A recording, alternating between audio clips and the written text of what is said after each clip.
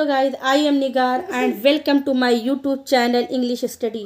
आज हम PB Shelley और उनकी Ode to the waste Wind देखेंगे। Ode to the waste Wind is the best poems of PB Shelley. PB शैली के बारे में थोड़ा से पहले जान लेते हैं, तो फिर Ode to the waste Wind को हम लाइन बाय लाइन देखेंगे। पीबी शैली का जन्म 4 अगस्त 1792 को Field Place near Horsham, West Sussex, England में हुआ था और इनकी डेथ 8 जुलाई 1822 को स्पेजिया गल्फ में डूबने के वजह से हुई थी।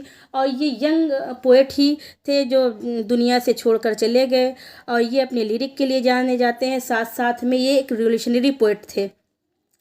पीबी शैली ने अपनी पहली शादी हैरियट वेस्ट ब्रूक से की थी और दूसरी शादी मैरी गॉडविन से की थी। पीबी शैली विलियम गॉडविन से बहुत इन्फ्लुएंस्ड थे।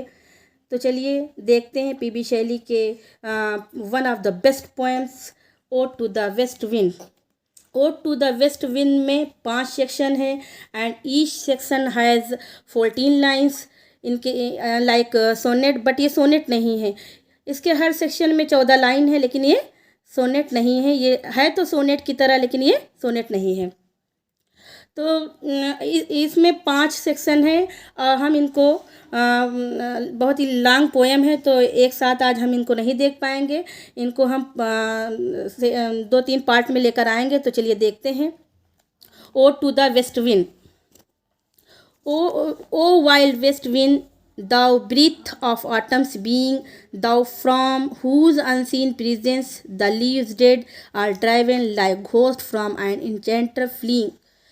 यहाँ पर PB Shelley ode to the waste wind से संबोधित होकर कह रहे हैं, ओ वाइल्ड वेस्ट विंड, अरे ओ पछुआ हवा, दाउ ब्रेथ ऑफ ऑटम बींग्स, तुम्हारी सांसों से ऐसा लग रहा है, तुम्हारी खुशबू से ऐसा लग रहा है मानो आटम आ गया हो।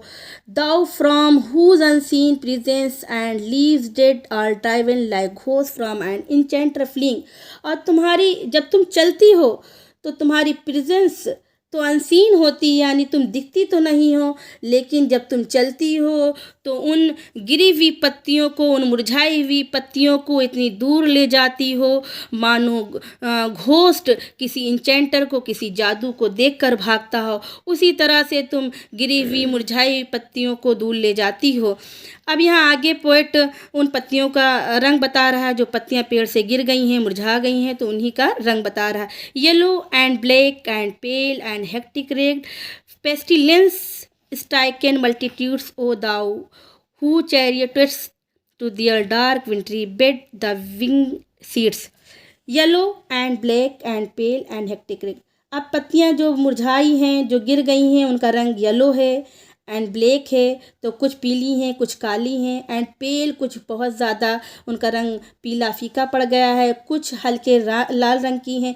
और ये पत्तियों का ढेर ऐसा लगता है मानो पेस्टिलेंस स्ट्राइकन मल्टीट्यूड्स की कुछ बीमार लोगों का झुंड हो, यानी ये पत्तियां ऐसा लगता है मानो बीमार लोग वहाँ पर आकर इकट्ठा हो गए हो। O thou who chariotest to their dark wintry bed the winged seed. Chariotest माने क्या होता है? बग्घी होती, रथ होता है। तो तुम जब चलती हो तो अपने रथ पर इनको, इन पत्तियों को, इनको इतनी दूर ले जाती हो और जाड़े के मौसम में इनको ले जाकर सुला देती हो। द विंगेड सीड, और इनकी जो बीज होती हैं ये कहाँ पड़े रहते हैं? Where they lie cold and low, ये ठंड के मौसम में पड़े रहते हैं, सुस्त रहते हैं। Each like corpse within its grave, और ये इस तरीके से पड़े रहते हैं धरती के अंदर मानो कोई लाश अपने कब्र में पड़ी हो। Until thine azure sister of the spring shall blow, और ये कब तक पड़े रहते हैं? जब तक तुम्हारी एज्योर सिस्टर, यानी तुम्हारी नीली बहन, ऑफ स्प्रिंग, यानी तुम्हारी एज्योर सिस्टर स्प्रिंग ना आ जाए, यानी जब तुम्हारी ये तब तक ये बीज पड़े धरती में पड़े रहते हैं जब स्प्रिंग आती है, यानी तुम्हारी नीली बहन स्प्रिंग आती है। और वो क्या करती है? Her clarion o'er the dreaming earth and fill driving sweet birds like flocks to feed in air. और जब स्प्रिंग आती है तो वो क्या करती है, अपना बिगुल बजाती है और ड्रीमिंग अर्थ एंड फिल, और धरती में जो पड़े हुए बीज होते हैं वो क्या होते हैं, वो भर जाते हैं। Driving sweet birds like flock, और वो जो धरती में बीज होते हैं वो क्या बनकर निकलते हैं, वो कलियां बनकर निकलते हैं। और जब उनको दूर से देखा जाता है तो वो कैसे लगते हैं, वो मानो फ्लॉक का झुंड हो। With living hues and odours plains and hill. Hues माने होता है कलर, ओडोर्स माने खुशबू। और इन कलियों की, इन जो नई नई कलियां होती हैं जो निकलती हैं, इन कलियों के खुशबुओं से और इनके रंगों से प्लेन, मैदान और हिल भर जाते हैं। यानी इनकी खुशबू व इनके कलर से ये अपने मैदानों को और पहाड़ियों को भर देते हैं। Wild spirit which art moving everywhere destroyer and preserver hear O hear. अब पीबी शैली फिर से पछवा हवा से संबोधित होकर कह रहे हैं, ओ वाइल्ड स्पिरिट, तुम वाइल्ड स्पिरिट हो, तुम बहुत ही स्ट्रांग हो। विच आर्ट मूविंग एवरीवेयर, और तुम हर कहीं भी जा सकती हो, क्योंकि तुम किसी पर काबू नहीं पा सकती। तुम पर कोई काबू नहीं पा सकता। डिस्ट्रॉयर एंड प्रिजर्वर, तुम डिस्ट्रॉयर भी हो और प्रिजर्वर भी हो। हेयर ओ हेयर, सुनो, ऐ हवा सुनो। और डिस्ट्रॉयर कैसे हो, उन गिरी हुई पत्तियों को तुम क्या करती हो, उनको बहाकर उड़ा कर ले जाती हो। और प्रिजर्वर कैसे हो, कि उन धरती पर जो बीज होते हैं वो फिर से क्या होते हैं, उनकी तुम रक्षा करती हो। दाव, अब चलिए सेकेंड देखते हैं, second stanza. Thou on whose stream mid the steep sky commotion loose clouds like earth decaying, leaves are shed, shook from the tangled buffs of heaven and ocean. Thou on whose stream mid the steep sky commotion, और उन ऊंचे ऊंचे आसमानों पर जब तुम चलती हो तो उन ऊंचे ऊंचे आसमानों पर क्या होता है, बादल उड़ कर जाते हैं और वहाँ पर क्या करते हैं, कमोशन करते हैं, यानी आवाज़ करते हैं। Loose clouds like earth decaying leaves are shed, और जो ये बादल आसमानों में जाते हैं और वो कैसे बिखर जाते हैं, उन पत्तियों की तरह बिखर जाते हैं, दूर दूर बिखर जाते हैं और उसमें क्या करते हैं, आवाज़ करते हैं, मानो नीचे धरती पर पत्तियां हों। ऐसे ही आसमानों में वो बादल दूर दूर बिखरे हुए रहते हैं। Shook from the tangle बफ्स of heaven and ocean, और जब हवा चलती है तो पेड़ों से क्या होती है, पेड़ों से पत्तियां गिरती हैं, और आसमानों से और समुद्र से क्या होते हैं, बादल गिरते हैं। यानी ओशन से जब हवा चलती है तो ओशन से बादल क्या होते हैं, ओशन से पानी जो है बादल में जाता, वो आसमानों में जाता है और वो बादल बनकर क्या होता है, गिरता है।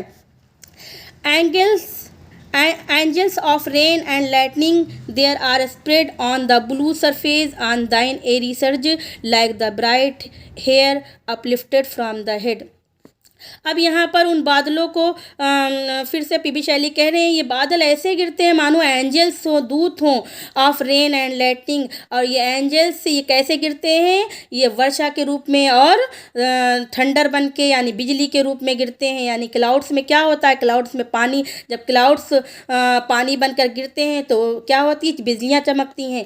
देयर आर स्प्रेड, और ये ऐसे फैले रहते हैं on the blue surface of दाइन एरी सर्ज, और ये बादल कैसे फैले रहते हैं, ये बादल उन नीले नीले आसमानों में दूर दूर फैले रहते हैं। Like the bright hair uplifted from the head of some fierce maenad, तो ये बादल जब हवा चलती है, ये बादल जो है कैसे फैले रहते हैं, ये उस लड़की मेनाड, डांसिंग गर्ल मेनाद की बालों की तरह फैले रहते हैं। वो बादल ऐसे लगते हैं मानो उस लड़की मेनाड की बालों की तरह हों, और उसी तरह ये चमकते हैं। Even from the dim verge of the horizon to the zenith height, और ये उन ऊंचाई से लेकर हॉरिजन तक फैले रहते हैं। The lock of the approaching storm, lock माने बालों का जूड़ा होता है, और जब तूफान चलता है तो मानो बाल उस मेनाट के सर से खींच कर आ गए हों।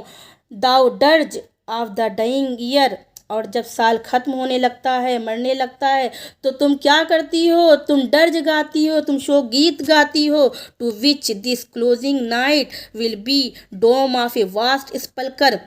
स्पल्कर माने कब्र होती है, डोम माने गुम्बद।